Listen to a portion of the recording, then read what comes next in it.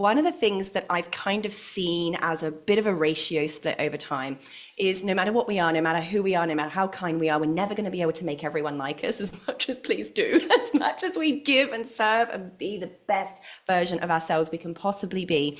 We are still going to have people that we just can't make happy. And look at some of the biggest humanitarians and philanthropists out there. I mean, like some people were saying Mahatma Gandhi, who did amazing things, saved whole countries, apparently, you know, is absolutely hated by others. There are just, you cannot please everyone. Look at the songs this year who topped all of the charts at #1 and made billions of dollars in sales. There are still millions of people saying that's the worst song I've ever heard in my life. The movies that topped the charts this year, sat there at #1, totally blasted the box office, had millions and millions and millions of dollars go through in every city watching that movie. You still have half of the planet Earth going, that's the crappiest movie I've ever heard of, right? So we have to understand this when we are seeking to make everyone happy, seeking to get 5-star reviews from everyone and making us all love us. We are setting ourselves up for a psychological disaster. And as somebody who knows what anxiety feels like, we cannot put ourselves in a situation where we expect that if we work harder, be even nicer, sacrifice ourselves, slaughter ourselves to the lambs, that people will love us. Sometimes they won't. And so this is the ratio that I've kind of come up with, right? And it's not exact, I might get the numbers a bit wrong here, but I've worked out that out of, let's say you work with 100 customers, you've had 100 customers come along and pay you this year. Well done, by the way, that's a freaking good feat. You're gonna have about 35% of those who are gonna love you, like you, be super satisfied with you, and might even say so. They're gonna be the top 35% that love you to the point at which they might even leave a positive review, and that's gonna be great. That's gonna be the part of you that needs to focus on that percentage of people.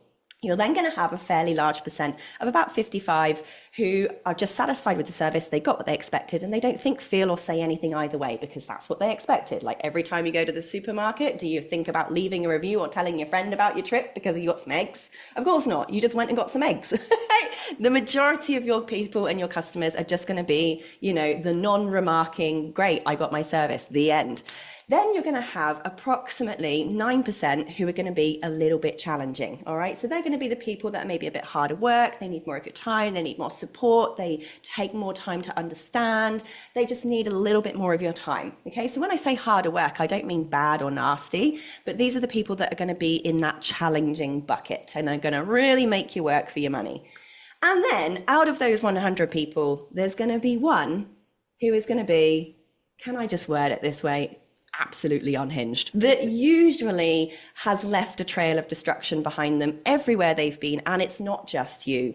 This usually is one of those 1 in 100 people who there is absolutely nothing that you could have done being acted. And these are usually the one person a year that is going to make you feel like your whole entire world has fallen down, because these are the people that are generally not professional and are not logical with how they react and how they behave. And you normally spend most of that problem dealing with the PR issues that they cause. Now, I want to just pre-frame, by the way, that in every single challenge we have in our business, it does always come back to us as leaders. Even in my, you know, my moments here where I've been really mad at somebody, we have to sit down and be honest and say, there is somehow, some reason, some way that we caused this.